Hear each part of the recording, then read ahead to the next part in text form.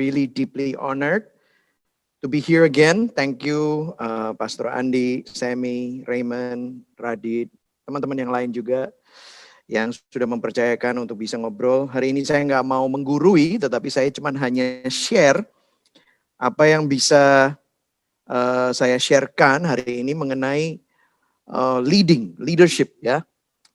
Leadership is not an easy job. Leadership is a very burden and can be lonely.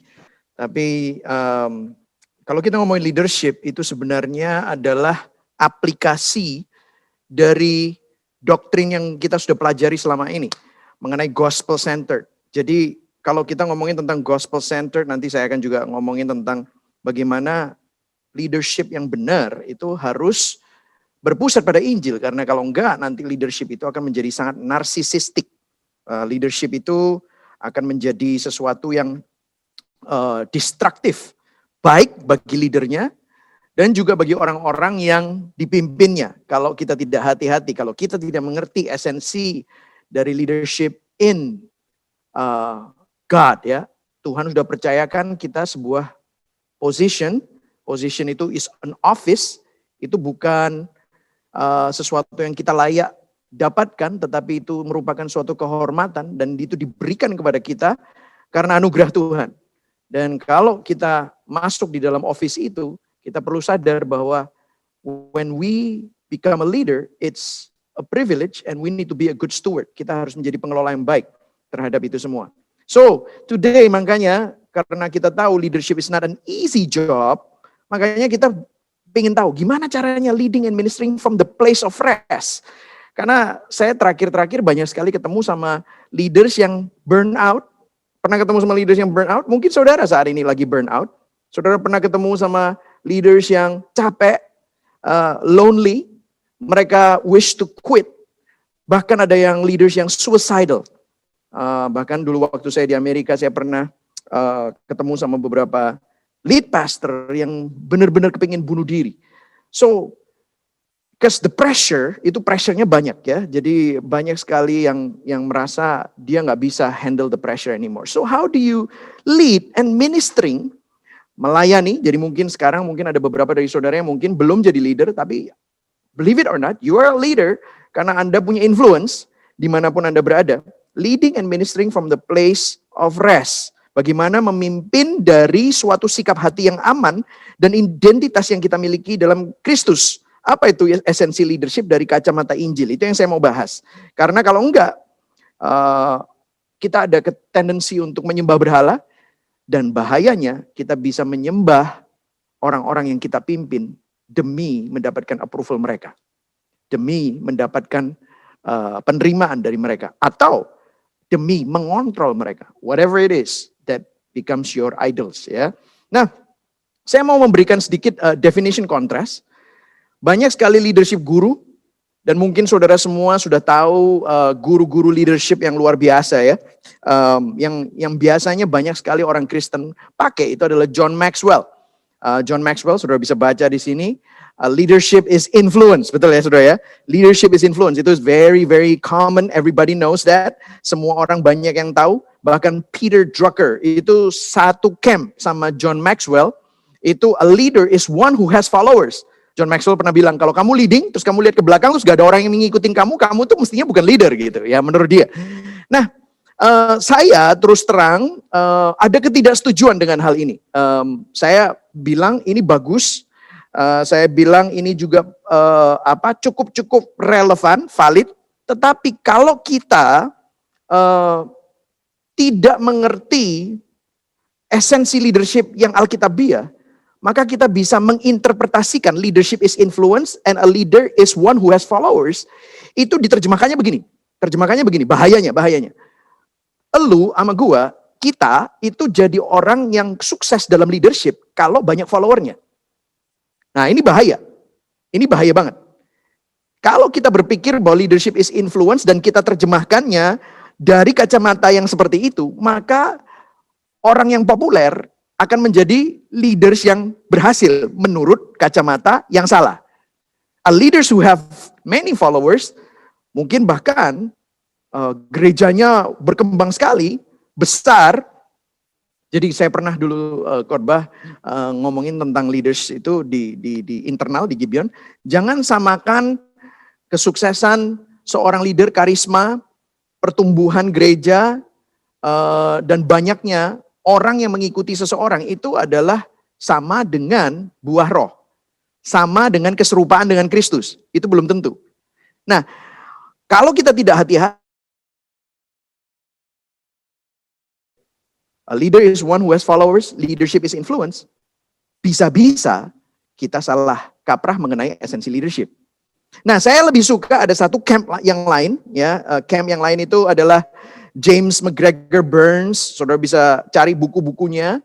Nah, dia bilang begini, leadership begins when one person takes the initiative or when one or more person engage. Jadi begini, dia membuat inisiatif, belum tentu itu populer, belum tentu itu sesuatu yang membuat banyak orang happy, tetapi kalau inisiatif itu adalah sesuatu yang benar, dan itu membuat dampak kepada satu atau beberapa orang lain, gara-gara inisiatif itu, ada satu atau dua orang atau bahkan lebih, di-engage karena inisiatif itu, dia seorang leader. Nah, saya lebih suka itu karena begini saudara, kalau yang satunya bahayanya, kalau kita, saya nggak bilang itu salah, kalau kacamatanya benar, itu benar. Tapi kalau kita hanya melihatnya dari jumlah followers dan influence-nya, jangan-jangan kita membuat keputusan untuk menyenangkan orang-orang yang kita pimpin. Belum tentu itu adalah kebenaran. Nah, ini yang bahaya.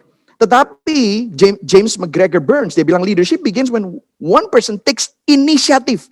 Dan belum tentu itu adalah sesuatu yang populer atau tidak. Ya, tapi berdasarkan kebenaran. Yang kedua, ada satu lagi yang namanya Bernard Bass. A leader is an agent of change whose acts affect others more than other people acts affect them.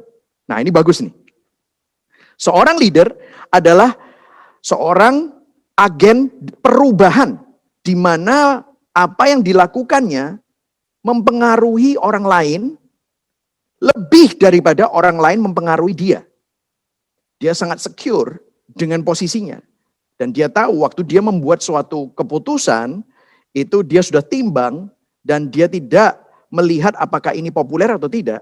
Tetapi waktu dia membuat keputusan itu, dan dia akan membawa dampak kepada orang lain, lebih daripada orang lain, responnya seperti apa, dan itu membawa dampak kepada dirinya. Nah, ini keren banget. Ini bedanya di sini. Ya. Jadi implikasi dari leaders yang punya follower memang influence, tapi apakah influence itu bisa menjadi basis untuk pemimpin? Kalau kita tidak hati-hati maka kita bisa menyimpulkan influence itu tergantung followernya banyak atau tidak.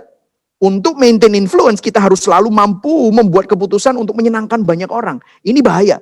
Itu yang camp satunya.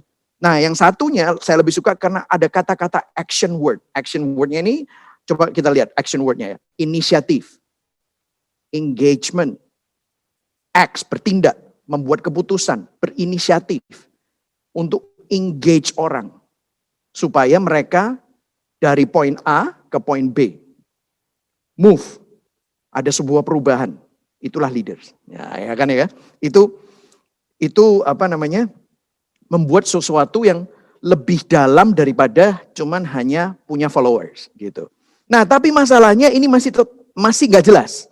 Karena begini, kalau kita berinisiatif, kalau kita engage, kalau kita bertindak, kita membuat keputusan, membawa suatu grup komunitas kita ataukah teman kita dari poin A ke poin B. Misalnya dia adalah seorang yang belum kenal Tuhan untuk lebih mengenal Tuhan. Dia adalah seorang yang belum sungguh-sungguh sama Tuhan, dimuridkan untuk menjadi seseorang yang bisa semakin cinta Tuhan dan kenal Kristus.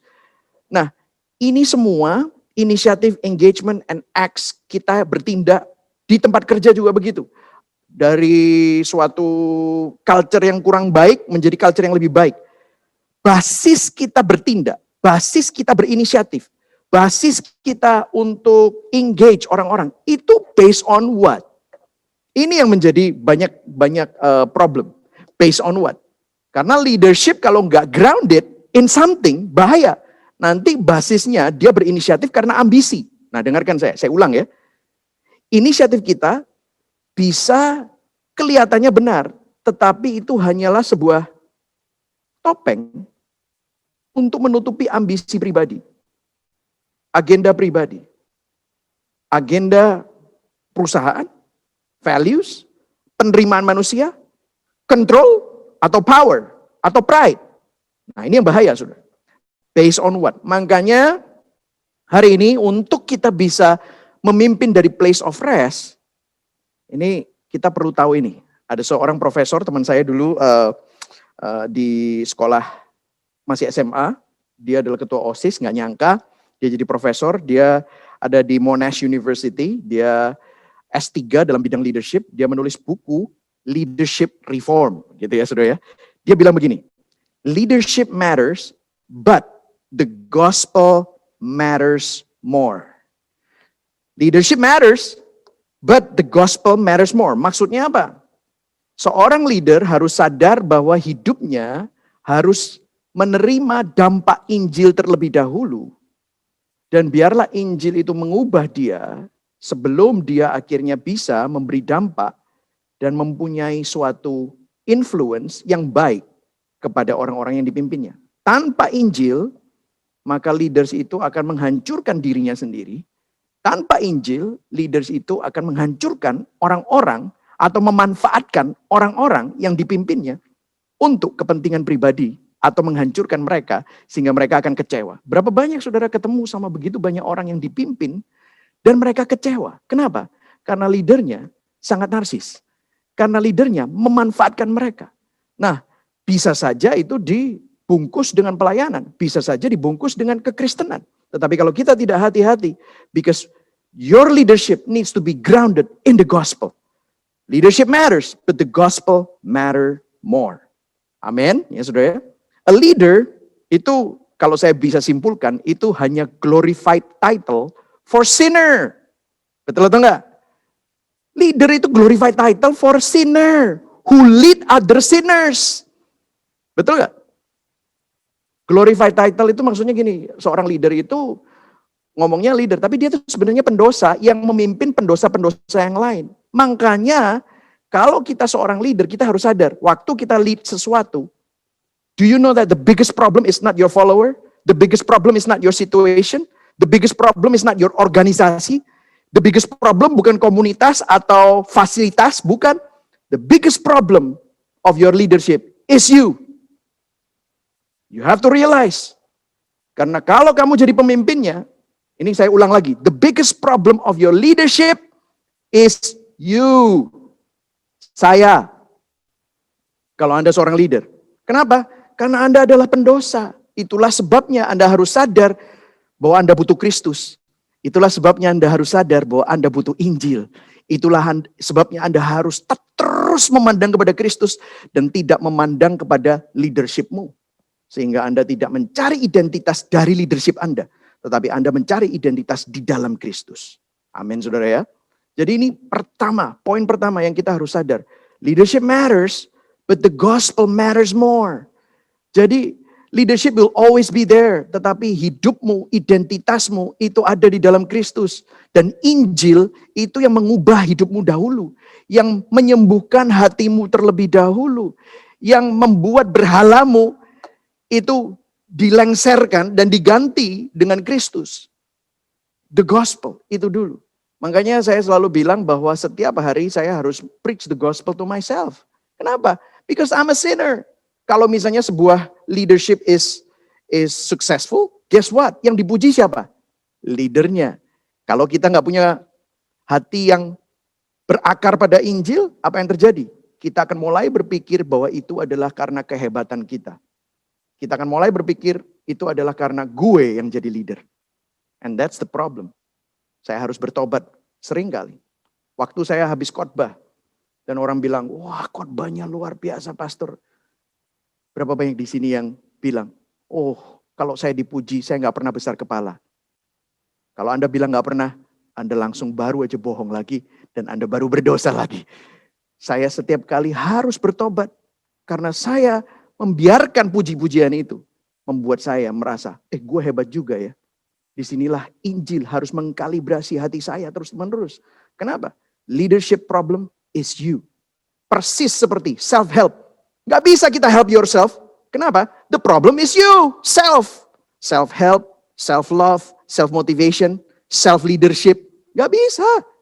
Makanya kita butuh Injil, makanya kita butuh Roh Kudus. Yang setuju katakan amin. Amin ya. Nah, saya akan ngomongin tentang eklesiologi framework. Karena kalian semua, Anda semua tergabung di dalam sebuah komunitas ya, atau gereja, atau dalam kapasitas untuk memimpin. Maka saya rekomendasikan buku ini. Buku ini adalah buku yang sangat bagus. Mungkin saudara semua kalau ketemu sama saya selalu rekomendasikan buku ini karena buku ini sangat formatif untuk saya. Waktu saya pertama kali memimpin Gibeon Church itu tahun 2014. Tahun 2014 saya baru datang. Buku ini saya beli tahun 2010. Dan buku ini sangat-sangat membantu saya untuk menata ulang culture dari Gibeon Church. Nah, salah satu yang menjadi cara pikir, pola pikir, ini adalah eklesiologi framework yang dijabarkan di dalam buku ini. Saya akan jabarkan secara cepat saja. Jadi gini, teologi itu menentukan filosofi of ministry, cara pandang kita. Dan cara pandang kita, filosofi ministry, itu akan menentukan metodologi ministry kita. Kalau kita pakai hal yang sama di dalam kepemimpinan juga gini. Makanya tadi bilang kan leadership matters, tetapi the gospel matters more. Artinya teologi kita, cara kita memandang dunia dari apa? Dari sudut pandang Alkitab, sudut pandang Tuhan. So, we really need to know our theology, where we stand. Makanya gospel centered is very important. I'm not ashamed of the gospel. Saya yakin dan kokoh akan kebenaran Injil karena Injil adalah kekuatan Allah yang membawa kepada keselamatan. Jadi kita kembali kepada Injil terus. Nah, ini akan mempengaruhi filosofi ministry kita. Nah, ini yang saya akan bahas hari ini. Karena saya nggak bisa bahas metodologi. Karena metodologi itu harus dikontekskan untuk situasi Anda masing-masing. Tetapi filosofinya ini yang akan saya bahas hari ini. Filosofi Injil ini yang akan membawa suatu jangkar, sauh di dalam kepemimpinan Anda. Karena, nah banyaknya begini. Teologinya benar, orang ngerti Injil, tapi mereka nggak bisa mengejawantahkan apa yang mereka percayai atau mewujudkan apa yang mereka dapatkan. Oh bagus ya khotbahnya, oh ya bagus ya bukunya, tapi nggak dijadikan sebuah filosofi kacamata untuk memandang bagaimana dia memimpin dan berdampak di dalam konteksnya. Nah ini yang sering kali missing. Jadi teologi terus metodologinya cuma hanya cut and paste. Sehingga ada ketidakkonsistenan antara teologi, filosofi, metodologi. Banyak orang yang dipimpin oleh mereka akhirnya frustrasi. Mereka kan bilang gini, loh katanya tadi kita mau menjangkau jiwa. Kok jadinya kita mementingkan uang? Kok jadinya mementingkan image? Nah gitu saudara, ada ketidakkonsistenan misalnya gitu. Karena teologi kita tidak sesuai dengan filosofinya, sehingga akhirnya metodologinya cuma hanya cut and paste. Makanya saya nggak setuju kalau orang mau benchmark ke Gibeon atau benchmark ke gereja-gereja yang besar, ke gereja. Jangan cuma hanya ambil cut and paste metodologinya. Karena metodologi itu sebenarnya keluar dari sebuah pandangan filosofi ministry. Cara pandangnya. Dan itu sebenarnya di-drive dari teologi. Gitu. Saya kasih contoh ya. Saya kasih contoh nih beberapa ya. Misalnya, Allah Tritunggal adalah teologi. Gereja bukan gedungnya tetapi kitalah gereja. Nah, saat kita berkomunitas disitulah gereja. Seperti Allah Tritunggal. Allah Tritunggal mempunyai komunitas. Allah Bapa, Allah Anak, Allah Roh Kudus. Gereja juga begitu. Gereja tidak sendirian tetapi gereja adalah komunitas. Maka filosofinya jemaat perlu berkomunitas untuk menggambarkan hubungan Allah Tritunggal dan menggambarkan Kristus dan jemaat. Menjalin hubungan antara jemaat supaya mereka mendapatkan, menyalurkan gambaran dari komunitas itu. Nah, metodologinya gini, semua program, semua proses dan sistem di dalam gereja harus mendukung komunitas kecil. Itu contoh. Misalnya, teologi, Kristus berinkarnasi ke dunia yang hina untuk menyelamatkan umatnya yang berdosa. Kristus yang paling mulia berinkarnasi ke dunia yang hina untuk menyelamatkan umat yang berdosa. Filosofinya, kita perlu melayani komunitas lokal dan berdampak kepada masyarakat di sekeliling kita yang saat ini mungkin berkebutuhan. Metodologinya, pelayanan masyarakat, peduli kebersihan sungai di sekitar gereja, bakti sosial, bikin pasar murah, ya. Nah ini hal-hal seperti ini. Teologi kita memuliakan Tuhan melalui pujian. Filosofinya, kita menyanyikan pujian yang berfokus pada karakter dan karya Kristus dan bukan tentang kita. Metodologinya, kita memikirkan struktur liturgi kita dan menyusun lagu-lagunya sedemikian rupa untuk memastikan teologi dan filosofinya konsisten. Nah itu hal-hal seperti itu saudara ya. Itu adalah contoh-contoh dari itu semua. Nah, musuh Injil, nah saya pernah jelaskan ini, musuh Injil itu ada kecenderungan. Nah ini saya gabungkan antara dua buku, yaitu Gospel Axis. Gospel Axis itu kalau saudara pernah tahu, ini adalah sifu saya ya. Sifu saya itu Timothy Keller. Jadi Gospel Axis itu dia bilang begini, di gereja-gereja, di dalam movement-movement, itu ada yang namanya musuh Injil. Keblingernya pemimpin, itu di dalam dua hal ini. Ada yang cenderung ke kanan dan ada yang cenderung ke kiri. Yang ke kanan itu punya kecenderungan, nah ini ada gambarnya nih di sini, legalisme. Kenapa? Karena dia orangnya sangat control freak. Control freak itu begini ya, dia orangnya nggak fluid, jadi dia tuh saklek. Wah, dia tuh struktur banget, kayak militer gitu.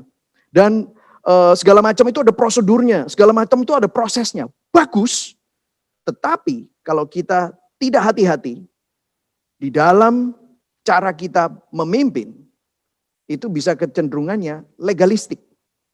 Pernah ketemu ya sama gereja yang sangat legalistik gitu. Atau kepemimpinan yang sangat legalistik. Syarat. Harus naik. Ini. Wah banyak banget syarat. Nah biasanya kalau orang tuanya legalistik, anaknya pemberontak. Wah gue gak mau seperti itu. Gila gue benci banget nih peraturan gitu. Sehingga akhirnya apa yang terjadi? Ini Tim Keller hebat banget ya. Dia filsuf banget, tetapi dia berdasarkan Injil.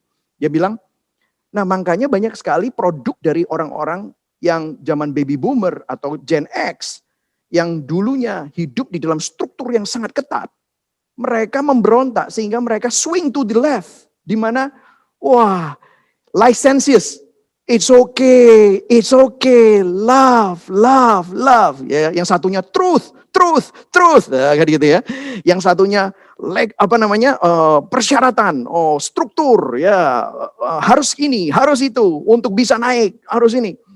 Bukan nggak penting, tetapi kalau kita bilang ini adalah yang penting, maka ini kita akan menjadi sangat legalistik. Dan kemudian yang satu, antinomian. Antinomian itu is okay, Tuhan itu ampuni, Tuhan mengasihi kamu, gini-gini. Which is true juga, tetapi kalau yang namanya dosa, ya kita harus deal with. It's a safe place, tapi it's not soft. Ya kan? Safe place for everyone, tapi it's not soft for sin. Kalau sin ya harus di-deal with. Kita harus tegur, kita harus doakan. Nah ini harus ada strukturnya juga. Tapi bukan berarti struktur ini menjadi suatu birokrasi yang membuat gereja itu menjadi kaku atau kepemimpinan Anda menjadi sangat kaku. Nah ini yang problem. Ada yang ke arah legalisme dan ada yang ke arah antinomianisme. Mestinya kita ada the third way. Truth and love itu seperti dua koin yang tidak bisa dipisahkan. Grace and truth itu adalah sebuah koin yang tidak bisa dipisahkan. Itulah gospel. Jesus full of grace and truth. Yohanes 1 ya. Jesus, full of grace and truth. Gak bisa dipisahkan. Gak bisa kita cuma hanya berat sebelah kepada truthnya. Then we become very legalistic. Terserah, gak apa-apa. Apapun jadi. Then we become antinomian. Atau licentious. We have to be gospel-centered. Bagaimana untuk melihat ini? Nah disinilah kita harus melihat teologi kita harus kembali kepada gospel. Filosofi kita harus kembali kepada gospel. Metodologi kita harus kembali kepada gospel. Saya akan berikan sedikit contoh di dalam Alkitab. Oke? Nggak usah contoh praktikal, kita kembali ke Alkitab saja.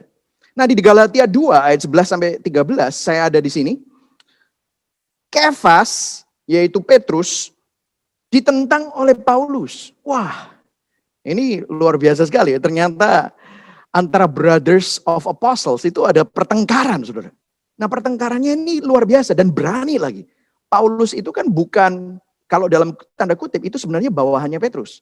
Karena Petrus adalah the chief of apostle. Betul ya? The chief of apostle. Tetapi di sini Paulus begitu secure terhadap posisinya. Meskipun dia ada di bawahnya chief of apostle. Tapi dia call out sesuatu yang tidak sesuai dengan Injil. Nah, dan dia call out sesuatu ini adalah sesuatu yang sangat legalistik. Nah, ini saya mau tunjukkan kenapa Alkitab juga menentang legalisme. Lihat. Tetapi waktu Kefas datang ke Antioquia, aku berterang-terang menentangnya sebab ia salah. Wah, gila. Chief Apostle dibilang salah. Keren ini. Ayat 12. Karena sebelum beberapa orang dari kalangan Yakobus datang. Nah, ini siapa? Kalangan Yakobus adalah orang-orang Yahudi yang sangat saklek dengan hukum Judaisme. Judaizer. Itu katanya, Judaizer ya. Ia makan sehidangan dengan saudara-saudara yang tidak bersunat. Tetapi setelah si orang-orang kalangan Yakobus ini datang, ia mengundurkan diri dan menjauhi mereka karena takut akan saudara-saudara yang bersunat. Ayat 13, dan orang-orang Yahudi yang lain pun turut berlaku munafik dengan dia. Sehingga Barnabas sendiri turut terseret oleh kemunafikan mereka. Wih, saudara bisa lihat gak ini? Your leadership is true, you have influence. Tapi when you become hypocrite, influence Anda akan nular ke yang lain. Dan gara-garanya apa? Gak mau terus terang. Kenapa? Legalisme. Aduh, nanti kalau gue makan sama orang-orang ini, nanti yang sebelah sono bakal marah. Ini main politik, saudara. Iya enggak? Ini main politik. Ternyata zaman dulu juga ada ini masalah kayak begini ya. Ternyata bukan hanya zaman sekarang ya, gitu. Dan Judaizer ini sangat legalisme. Oh, nggak bisa harus disunat. Oh, nggak bisa kita makan ini. Oh, kita harus sabat. Oh, harus ini. Oh, banyak sekali peraturannya. Nah, lihat ayat 14 ya. Saya ada di sini. Saudara bisa lihat di sini. Tetapi waktu kulihat bahwa, coba kita baca sama-sama, bahwa kelakuan mereka itu tidak sesuai dengan apa? Kebenaran Injil. Aku berkata kepada Kefas di hadapan mereka semua. Wah, mungkin ada cara yang lebih baik lah ya. Tapi keren ini ya. Jika engkau seorang Yahudi hidup secara kafir dan bukan secara Yahudi, bagaimanakah engkau dapat memaksa saudara-saudara yang tidak bersunat untuk hidup secara Yahudi? Wah. Terus dia bilang apa? 16. Kamu tahu bahwa tidak seorang pun yang dibenarkan oleh karena melakukan hukum Taurat, tetapi hanya oleh karena iman dalam Kristus Yesus. Sola fide, solus Christus. Wah, dia kembali kepada Injil nih. Nah, saudara bisa melihat di sini ya. Ini adalah penentangan Paulus terhadap legalisme.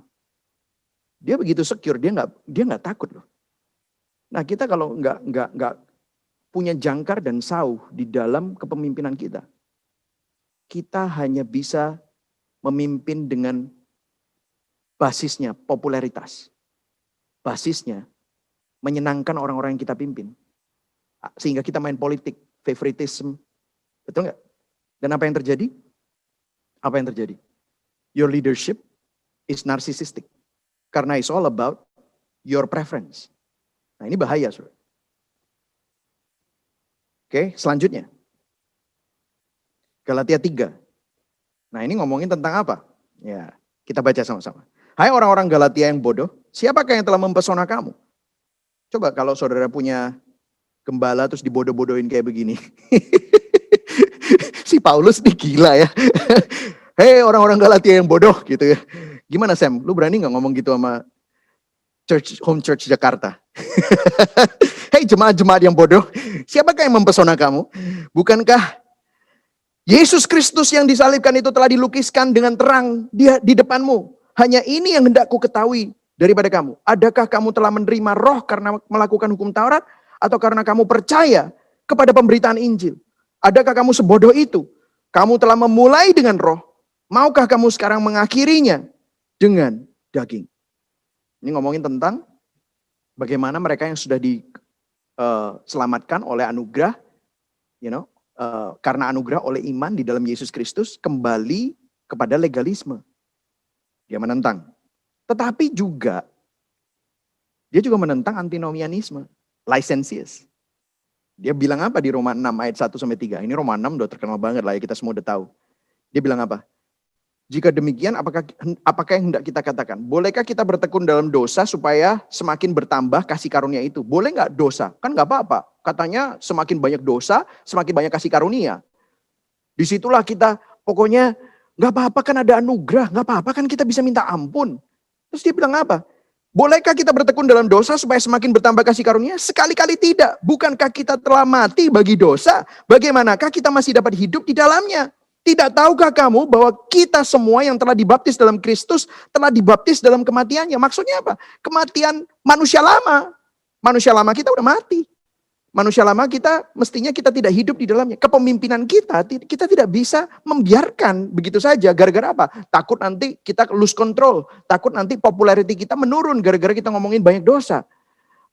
This is apparent, saudara. Jadi kita perlu sadar bahwa Alkitab juga menentang itu. 1 Yohanes 5 ayat 2-3, ini terakhir nih ya. Inilah tandanya bahwa kita mengasihi anak-anak Allah, yaitu apabila kita mengasihi Allah serta melakukan perintah-perintahnya. Oh, jadi ternyata kita disuruh kudus. Kita disuruh untuk accountable. Kita disuruh untuk jujur. Melakukan perintahnya. Jadi bukan free for all ya. Sebab inilah kasih kepada Allah, yaitu bahwa kita menuruti perintah-perintahnya, dan perintah-perintahnya itu nggak berat. Kenapa? Karena kita memiliki Kristus yang memampukan kita. Dan pandangan kita tertuju kepada Kristus. Nah makanya kalau saya bisa melihat ini kembali ya kepada ke sini, kita harus kembali kepada gospel teologi kita, kembali kepada gospel filosofi kita, kembali kepada gospel, dan metodologi kita kembali kepada gospel. Gospel centeredness itu yang akan memampukan kita untuk bisa mempunyai place of rest. Nah, kalau ngomongin tentang idols, ini saya langsung ngomongin aja ya. We cannot lead what we worship. Kita tidak bisa memimpin apa yang kita sembah. Kamu menyembah kepemimpinanmu dan kamu menyembah influence-mu, hati-hati. Kamu insecure kalau ada orang unfollow kamu. Kamu insecure kalau misalnya ada orang yang keluar dari komunitas kamu. Dan kamu merasa bahwa seakan-akan mereka mengkhianati kita. Loh, bukankah kita semua tubuh Kristus? Tidak ada pengkhianatan mestinya. We need to realize that the church doesn't belong to us. Komunitasmu itu bukan punyamu. Komunitasmu itu dipercayakan Tuhan untuk dikelola. Bukan hanya di-manage, tetapi dibawa supaya mereka dapat melihat Kristus, bukan melihat kepada kita sebagai seorang pemimpin. We cannot lead what we worship. Kita semua perlu bertobat. Kenapa? Karena leadership without the gospel akan be narcissistic, very insecure, very inconsistent. Saya pernah ngaku aja, saya mungkin pernah cerita sama Anda, bagaimana saya melihat sosial media. Dan kemudian pada waktu saya merasa down dengan leadership saya melihat sosial media dan saya melihat ada pastor-pastor gitu ya, atau mungkin pemimpin-pemimpin yang dalam tanda kutip sukses. Tiba-tiba saya panas.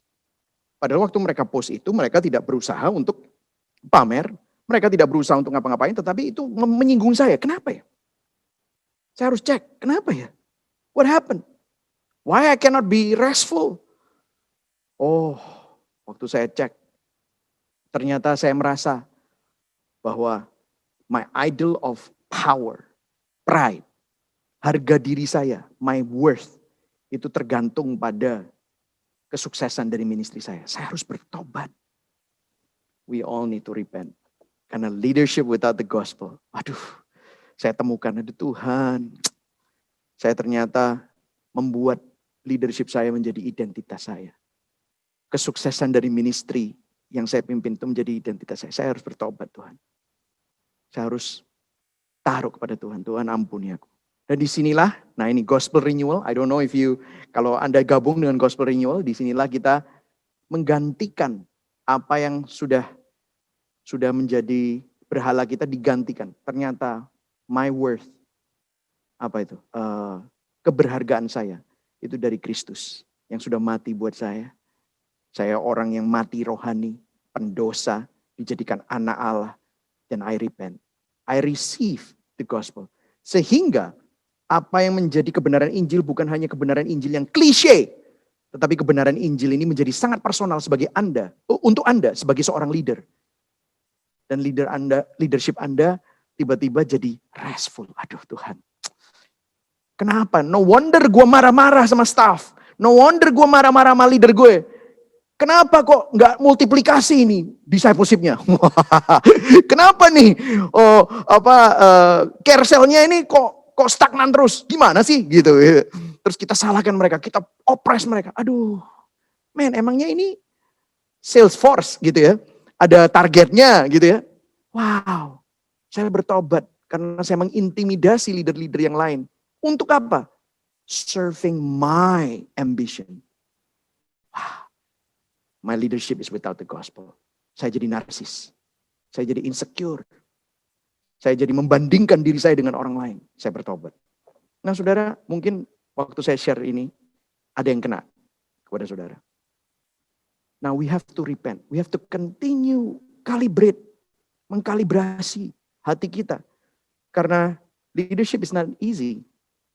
Ya, jadi saudara, saya mau katakan begini saudara, apapun yang saudara lakukan, you have to know that your identity is in Jesus. Barang siapa yang ada di dalam Kristus, dia adalah ciptaan yang baru. Yang lama sudah berlalu, yang baru sudah datang. Kamu dipercayakan apa? Pelayanan, ambasador, menjadi duta-duta Allah. Dia yang tidak mengenal dosa menjadi dosa. Supaya siapa? Supaya kita yang berdosa. Jadi kebenaran Allah di dalam Kristus. Itu yang menjadi identitas kita. Lu siapa? Gue siapa? Kita semua bukan orang-orang hebat. Kita semua orang-orang hancur. Kita semua orang-orang yang berdosa. Orang mati rohani. Tetapi dibangkitkan Allah. Dan sekarang dipercayain. Itu gila banget loh kalau kita pikir. Gila banget. Kok bisa Tuhan itu percayain kita sesuatu yang seperti itu? Dan kita mau sombong apa? Setiap kali kita melihat Injil, kita gak bisa sombong. Kita bisa, yang ada adalah kita perlu humble. Nah, jadi gini ya, dalam pembuatan keputusan kita di dalam leadership, itu kita jangan bog down terhadap metodenya. Tetapi hati yang really, hati yang mempunyai jangkar kepada Injil ini. Yang terus mengkalibrasi kita. Saya kasih contoh. Metode bisa berubah. Ini di sini ya, metode bisa berubah, kontekstualisasinya. Tapi teologi dan filosofinya tetap sama. Tetap sama. Saya kasih contoh, di Galatia 2, di Alkitab. Jadi ini ada ceritanya. Banyak orang bingung sama kelakuannya Paulus. Soalnya Paulus ada lagi di Kisah Para Rasul berkelakuan lain. Nanti saya akan bahas juga. Di Galatia 2, Paulus kepemimpinannya dia ngomong kepada Titus. Ayat 3 ya. Tetapi kendati pun Titus yang bersama-sama dengan aku adalah seorang Yunani. Namun ia tidak dipaksa untuk menyunatkan dirinya. Tadi kan udah cocok ya. Dia nggak setuju kalau sampai disunatkan. Kenapa? Dia seorang Yunani nggak usah harus disunat. Kenapa? Karena disunat atau nggak sunat itu nggak masalah. Itu tidak menentukan keselamatan. Ayat keempat, lihat. Memang ada desakan dari saudara-saudara palsu yang menyusup masuk. Siapa itu? Judaizer. Yaitu mereka yang menyelundup ke dalam untuk menghadang kebebasan kita yang kita miliki di dalam Kristus Yesus. Supaya dengan jalan itu mereka dapat memperhambakan kita kembali kepada legalisme. Sih, lihat ini. Musuh Injil, legalisme. Yang satunya, licensius ya. Saudara bisa lihat, ini konsisten terus loh. Konsisten terus. Ayat 5. Tetapi sesaat pun kami tidak mau mundur dan tunduk kepada mereka agar kebenaran Injil dapat tinggal tetap kepada kamu. Jadi dia menentang sunat untuk Titus lakukan. No. Titus, kamu orang Yunani, kamu gak usah sunat. Kita harus tetap kekeh sama kebenaran Injil. Kamu tetap diselamatkan bukan karena apa yang kamu lakukan dan tidak lakukan, tetapi apa yang Kristus sudah lakukan buat kamu. Wah, keren ini. Ya, ini salah satu contoh. Jadi Paulus secure, dia bisa dikritik sama orang-orang, dia gak masalah karena dia berpijak pada Injil. Nah, tetapi lihat di Kisah Para Rasul 16 ayat 1-3. Paulus datang juga ke Derbe dan ke Listra. Di situ ada seorang murid bernama siapa? Timotius. Timotius yang sama di kitab Timotius. Ibunya adalah seorang Yahudi dan telah menjadi percaya, sedangkan ayahnya seorang Yunani. Ayat 2, lihat. Timotius ini dikenal baik oleh saudara-saudara di Listra dan di Ikonium. Ayat 3. Dan Paulus mau supaya dia menyertainya dalam perjalanan. Paulus menyuruh menyunatkan dia karena orang-orang Yahudi di daerah itu. Sebab setiap orang tahu bahwa bapaknya adalah seorang Yunani. Nah loh, bingung nggak? Lucu ya? Loh, tadi katanya si Paulus kok bertentangan banget sih? Tadi katanya si Paulus berusaha untuk bilang sama Titus, lu nggak usah disunat. Meskipun ada desakan orang-orang, kita tetap kekeh, kita tetap kokoh. Gak perlu sunat. Tetapi yang ini, Paulus mau supaya dia menyertai si Timotius ini pergi sama dia dalam perjalanan. Dan Paulus menyuruh Timotius apa? Disunat. Karena orang-orang Yahudi di daerah itu. Sebab setiap orang tahu bahwa bapaknya adalah seorang Yunani. Aneh ya? What happened here? Kok satunya bilang sunat, satunya bilang nggak sunat? See, this is kontekstualisasi. Metodenya bisa berubah, tetapi teologi dan filosofinya remain the same. Groundnya apa? Sauhnya apa? Jangkarnya apa? Fondasinya apa? The gospel. Di sini seorang leader bisa rest di dalam keputusan apapun selama kembali kepada Injil. Jawabannya di mana? Paulus memberikan sebuah prinsip di 1 Korintus 9 ayat 19-21. Sungguh pun aku bebas terhadap semua orang. Ini contoh ya saudara ya, supaya saudara bisa ngelihat banget. Dan saya nggak mau pakai contoh soal dari saya sendiri. Saya mau pakai Alkitab. Ya, nanti kita bisa ngobrol yang lain. Sungguh pun aku bebas terhadap semua orang. Aku menjadikan diriku hamba dari semua orang, supaya aku boleh memenangkan sebanyak mungkin orang. 20, demikianlah bagi orang Yahudi, aku menjadi seperti orang Yahudi, supaya aku memenangkan orang-orang Yahudi. Nah itu contohnya, Timotius tadi sedang dalam perjalanan misi kepada penjangkauan untuk orang-orang Yahudi. Makanya supaya tidak menjadi batu sandungan, Paulus bilang, kamu disunat demi kepentingan Injil. Supaya kamu tidak, meskipun dalam kebebasanmu kamu bisa tidak disunat, tetapi supaya dalam kebebasanmu kamu tidak menjadi batu sandungan. Nangkep ya saudara? Bagi orang-orang yang hidup di bawah hukum Taurat, aku akan menjadi seperti orang yang hidup di bawah hukum Taurat untuk penjangkauan. Sekalipun aku sendiri tidak hidup di bawah hukum Taurat. Supaya aku dapat memenangkan mereka yang hidup di bawah hukum Taurat. Ayat 21. Bagi orang-orang yang tidak hidup di bawah hukum Taurat, aku menjadi orang yang tidak hidup di bawah hukum Taurat. Sekalipun aku tidak hidup di luar hukum Taurat. Oh, karena aku hidup di bawah hukum Kristus, supaya aku dapat memenangkan mereka yang tidak hidup di bawah hukum Taurat. Nah ini contohnya tentang Titus yang tadi.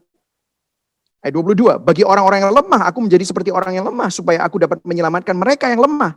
Bagi semua aku telah menjadi segala-galanya, supaya aku sedapat mungkin memenangkan beberapa orang dari antara mereka. Ayat 23, baca sama-sama.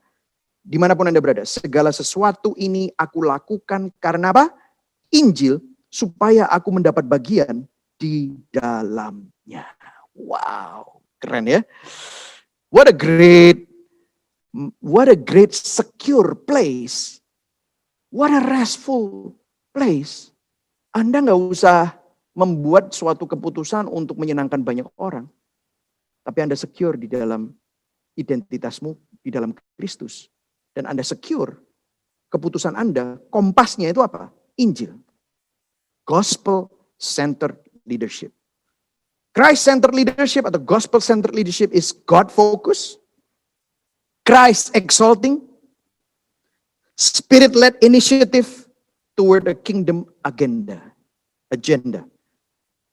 Kepemimpinan yang berpusat pada Kristus adalah inisiatif yang berfokus pada Tuhan, memuliakan Kristus, dipimpin oleh Roh Kudus untuk melaksanakan agenda kerajaan. Gospel-centered leadership is marked by its redemptive influence and kingdom initiative. Kepemimpinan yang berpusat pada Injil ditandai oleh pengaruh penebusan Kristus di dalam hidup pemimpin tersebut. Dan pengaruh penebusan itu akan melahirkan inisiatif-inisiatif yang akan berdampak kepada orang-orang yang dipimpinnya. Supaya mereka semua juga merasakan penebusan Kristus. Orang-orang yang pemimpin seperti ini, willing to take risk. Karena dia tidak menaruh identitasnya atas popularitas kepemimpinannya. Tapi dia willing to take risk. Karena dia tahu popularitas tidak penting. Tetapi kepemimpinannya itu adalah titipan dari Kristus.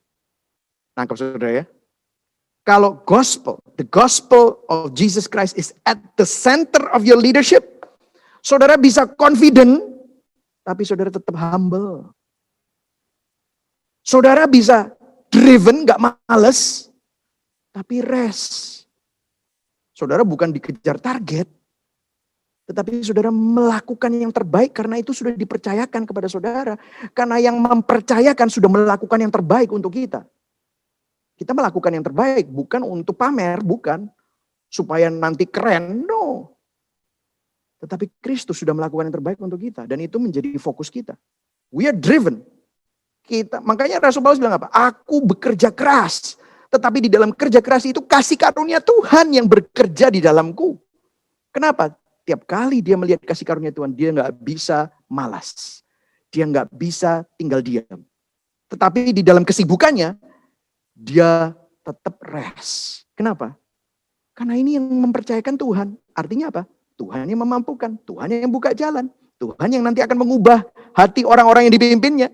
Tuhan yang akan berkarya dengan melalui Roh Kudusnya. Dan selalu apa? Konsisten. Nih, konsisten.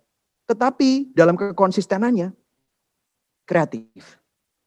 Tapi kreatifnya nggak membawa kepada glory, kepada diri sendiri. Tetapi kreatifnya selalu point to Jesus. Kreatifnya selalu bawa kepada Injil. Kreatifnya itu untuk membuat orang sadar bagaimana Injil itu berkarya. Jadi, this is how we do things. Ya. Ini semoga saya bisa mendapatkan, supaya sudah bisa mendapatkan prinsip-prinsipnya. Ya.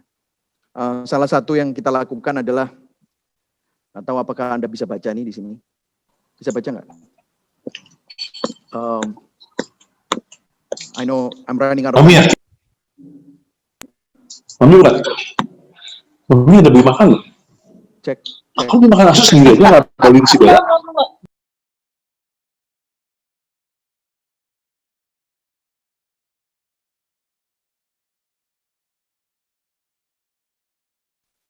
Silakan, Termai.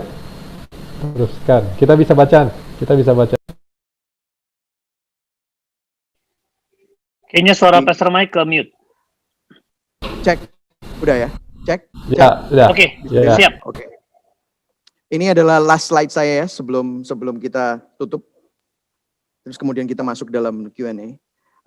Ini di hang di Gibeon. Di setiap kali kita meeting sama leaders, meeting sama para aktivis dan pelayan pengerja, is always being mentioned. This is a place is founded in the gospel. Hubungan yang kami miliki, vertikal dan horizontal, didasari oleh Injil. Unity is a reflection of the Trinity. Kesatuan dan sinergi yang kami miliki adalah gambaran dari Allah Tritunggal. Diversity is celebrated and embraced. Kami menghargai dan merayakan keanekaragaman. Karena Allah Bapa bukan Allah Anak bukan Roh Kudus. Allah Roh Kudus bukan Allah Bapa, tetapi mereka satu. Ya, satu hakikat, tiga pribadi. Excellence is done by grace for His glory. Waktu kami memberi yang terbaik atas dasar anugerah Tuhan demi kemuliaan Allah. Servant leadership is personified in Jesus, therefore we lead by serving. Kepemimpinan yang melayani itu dipribadikan di dalam Yesus. Karena itu kami memimpin dengan hati yang melayani. Innovation is gospel inspired with creativity that points back to Christ. Inovasi kami diinspirasi oleh Injil dengan kreativitas yang mengarahkan kami kembali kepada Kristus. Banyak orang kalau kreatif, wah, yang ditonjolkan adalah kekreatifannya. Sehingga akhirnya yang menjadi terkenal adalah artisnya atau yang kreatif itu. Tetapi we try to be low key sehingga yang menjadi pusat dari kekreatifan kita itu adalah Kristus. Generosity and compassion are driven by the Holy Spirit in us. Kemurah hatian, belas kasihan itu didorong oleh Roh Kudus yang ada di dalam kita untuk kita bermurah hati dan berbelas kasihan karena Tuhan sudah berbelas kasihan dan bermurah hati.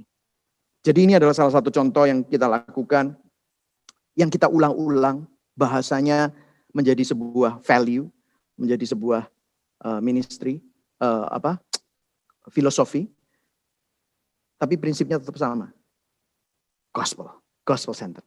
Terakhir ya, kita baca sama-sama sebelum kita berdoa sebentar. 2 Timotius 4 ayat 2-4 kita baca di rumah dimanapun Anda. 1, 2, 3. Beritakanlah firman. Siap sedialah baik atau tidak baik. Waktunya. Nyatakanlah apa yang salah. Tegurlah dan nasihatilah dengan segala apa? Kesabaran dan pengajaran. Ayat 3. Karena akan datang waktunya. Orang tidak dapat lagi menerima ajaran sehat. Tetapi mereka akan mengumpulkan guru-guru menurut kehendaknya untuk memuaskan keinginan telinganya. Mereka akan memalingkan telinganya dari kebenaran dan membukanya bagi dongeng. Ayat 5. Ini untuk kita semua. Tetapi kuasailah dirimu dalam segala hal. Sabarlah menderita. Lakukanlah pekerjaan pemberita Injil dan tunaikanlah tugas pelayananmu. Itu adalah seorang leaders ya. Beritakan firman, siap sedia, baik atau tidak baik waktunya. Populer atau enggak populer, kebenaran ya kebenaran. Nyatakan yang salah, tegur, nasihatilah dengan apa? Kesabaran dan pengajaran. Waktunya akan datang. Orang maunya legalisme atau antinomianisme, kita tetap kembali kepada gospel. We continue to be grounded. Then your heart will be rest. Saudara nggak perlu dibingungkan. Dengan orang ngomong apa, ngomong B, kita kembali kepada gospel center. Itu aja. Mari sama-sama kita berdoa sebentar. Bapa di surga, kami berdoa. Biarlah hari ini saat kami mendengar prinsip ini, Tuhan. Kami semua perlu bertobat. Karena seringkali kami membuat leadership kami is all about us. Ampuni kami Tuhan. Seringkali kami narsis. Kami membuat identitas kami dikaitkan dengan kesuksesan kepemimpinan kami. Dikaitkan dengan kesuksesan ministry kami. Padahal itu semua titipan. Itu semua by grace. Kami repent God. Kami bertobat Tuhan. Kalau sampai kami lupa, kami adalah orang-orang yang berdosa. Yang diampuni oleh anugerah Tuhan. Biarlah saat ini kami kembali kepada Kristus. Kami memandang keindahan-Mu. Kami sadar bahwa ini semua adalah milik-Mu. Komunitas kami bukan milik kami. Gereja yang Kau percayakan itu bukan dari milik kami. Engkau yang berdarah-darah, Engkau yang berkorban. Kami berpikir bahwa itu adalah kami yang memimpin. Engkaulah kepala gereja. Kami adalah tubuh-Mu. Terima kasih. What an honor, what a privilege. Kau percayakan kami. Biarlah kami selalu point everyone that we lead to Christ alone. Dan bukan membuat dan memanfaatkan domba-domba yang Kau percayakan. Kami bertobat di hadapan-Mu. Biarlah Injil selalu mengkalibrasi hati kami saat kami bertindak. Saat kami membuat inisiatif. Kami bukan membuat keputusan berdasarkan popularitas. Kami bukan menyenangkan manusia. Tapi kami kembali kepada the gospel. Kami tidak mau legalistic. Kami juga tidak mau licentious. Biarlah your grace and your truth continue confronting us. Terus mengkonfrontasi hati kami. Sehingga kami dulu yang dirubah. Kami dulu yang menerima dampak kuasa Injil itu. Kami disempurnakan. Sehingga waktu kami memimpin, kami hanya menghidupi apa yang sudah kami alami. Terima kasih Bapak. Sebentar kami akan Q&A, biarlah Engkau yang perjelas. Di dalam nama Bapa, Putra, dan Roh Kudus, Allah Tritunggal yang Esa, dalam nama Tuhan Yesus. Amin.